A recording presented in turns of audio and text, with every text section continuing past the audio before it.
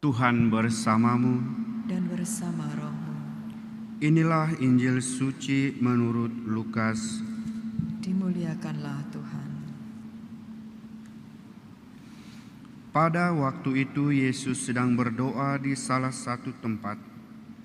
Ketika ia berhenti berdoa, berkatalah seorang dari murid-muridnya kepadanya, "Tuhan, ajarlah kami berdoa sebagaimana Yohanes telah mengajar murid-muridnya."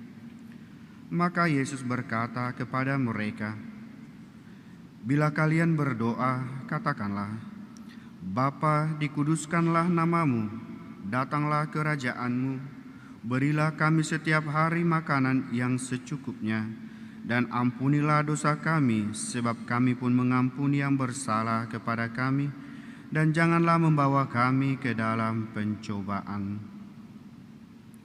Demikianlah sabda Tuhan. Terpujilah Kristus. Saudara-saudariku yang terkasih, hari ini kita dalam dua bacaan yang pertama dan Injil mengajak kita untuk lebih dekat dengan doa. Pengalaman Yunus adalah pengalaman kita.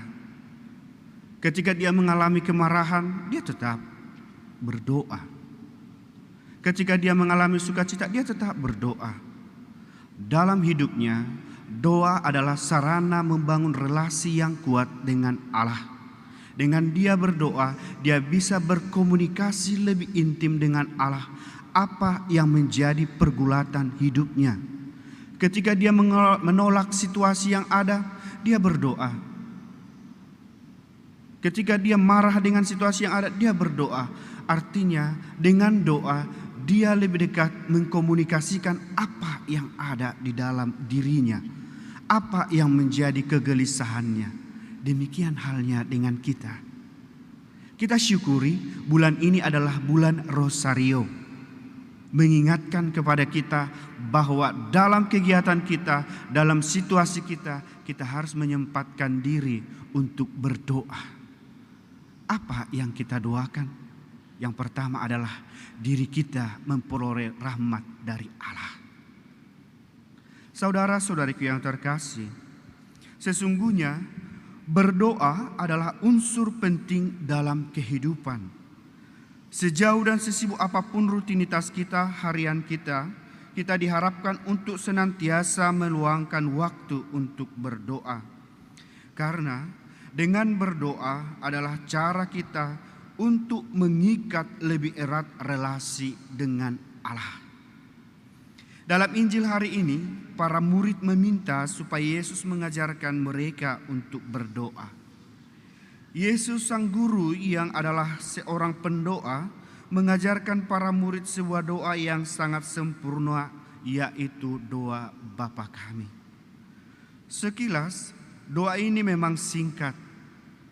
Namun demikian, doa ini adalah sebuah doa yang sungguh bermakna yang diajarkan oleh Yesus sendiri, bahwa Tuhan Yesus mengajar dan mengajak para murid semua untuk mengikuti Dia dan memanggil sebagai Bapa.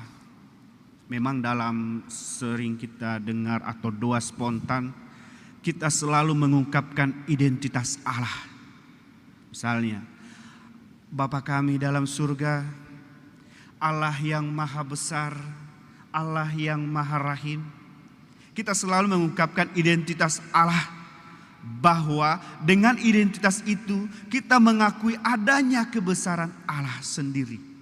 Allah yang maha rahim artinya kita memohonkan dengan kerahimannya, apapun yang kita mohonkan akan terkabul. Allah Bapa yang maha murah, semoga dengan kemurahannya apa yang saya mohonkan akan terkabul. Artinya di dalam doa juga kita harus mengungkapkan identitas kebenaran Allah itu sendiri. Dengan kita mulai dengan identitas Allah, kebesaran atau kemuliaan Allah, kita meminta permohonan. Agar permohonan kita tidak terhalang, kita memohonkan agar kita diampuni segala dosa-dosa kita. Kan ini kan hal yang singkat. Mungkin sebenarnya ada 6 permohonan, tetapi ada 3 yang perlu kita pahami. Kita mengakui identitas kebesaran Allah. Dengan identitasnya itu kita mendapatkan apa yang kita mohonkan. Berilah kami.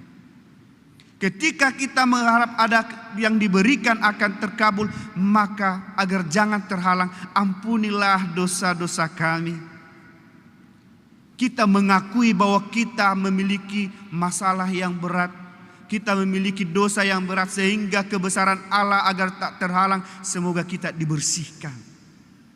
Demikian juga di rumah kan. Ketika ada seorang anak, mamaku yang cantik. Pasti ada maunya ini, kan begitu ya. Mamiku yang baik. Ada maunya apa? Apa maumu? Sepertinya tumben kamu memuji-muji mami. Oh iya, malam ini kami mau jalan-jalan, Mam. Yeah. Agar dikabulkan, dia pergi malam. Aku pulang cepat pun, Mak. Aku enggak akan nakal-nakal di luar. Aku akan cepat. Nah, ketika dikatakan, dia berjanji akan cepat. Oke, yang penting jam 9 harus pulang ya. Itu kan hal yang sederhana, kan di rumah. Mamiku yang cantik, ada maunya ini. Apa maumu? Aku mau jalan-jalan sama teman. Agak diam sedikit, enggak, cepat pun aku pulang, Ma. Aku enggak lari kemana-mana. Hanya kalau sudah selesai makan-makan sama teman-teman langsung pulang. Oke, baik, jam 9 pulang ya. Kan terkabul kan? Hal yang sederhana. Demikian juga dengan doa. Doa ini kan lebih intim, lebih dalam. Maka banyak orang yang sering mengalami doa, dia turun pada titik kerendahan dirinya agar permohonannya sampai pada Allah sendiri. Maka untuk menguji keintiman kerendahan, maka dia ada istilah untuk kita devosi. Devosi bukan hanya 1 hari. Ada novena yang 9 hari berturut-turut dengan jam yang sama. Itu bukan hal soal berturut-turut 9 harinya, tetapi seberapa setianya dirimu, ya kan? Seberapa bulatnya hatimu untuk memohonkan itu. Maka saudara-saudariku yang terkasih, saya juga sering ya kalau misalnya kita mengikuti perayaan misa di gereja ini, sering ada intensi misa. Intensi misa itu bukan hanya permohonan, tapi ada juga rasa syukur kan. Nah, ketika orang sudah mengalami atau mendapatkan apa yang dicarinya, dia juga berterima kasih. Saya bangga dengan itu. Kita jangan hanya ketika memohon atau mencari sesuatu kita berdoa, tetapi ketika kita juga sudah mendapatkan, kita ingat akan kebesarannya, kan begitu. Karena dalam Bapa kami kan, kita muliakan Dia. Semoga dengan kemuliaannya Dia memberikan rahmat dengan kita. Maka ketika rahmat sudah dapat, apakah kita tidak mengingat bahwa itu karena kebesarannya? Maka syukur masih ada mengingat kebesarannya dengan memberikan intensi terima kasih atas syukur doa novena yang sudah terkabul. Saya bangga, hanya membaca itu saja saya bangga sebagai pastor, sebagai imam, bangga dengan umat yang mengingat kebesaran Allah sendiri. Maka saudara-saudariku yang terkasih, bacaan hari ini kita diajari Yesus. Doa Bapa kami adalah doa yang singkat. Dimanapun kita bisa mendoakannya, terkhusus ya di bulan Rosario, bisa kita berkali-kali doa Bapa kami kita ucapkan. Sebagai tanda bahwa kita juga harus memuliakan Allah atas kebesarannya. Saudara-saudariku yang terkasih, lihatlah di dalam hati kita sudah ada kebaikan. Janganlah berhenti saat ini, saat kita sudah mendapatkan kebaikan itu, tetapi teruslah kebaikan itu kita tabur dengan memberikan kemuliaan besar bagi Allah. Tuhan memberkati.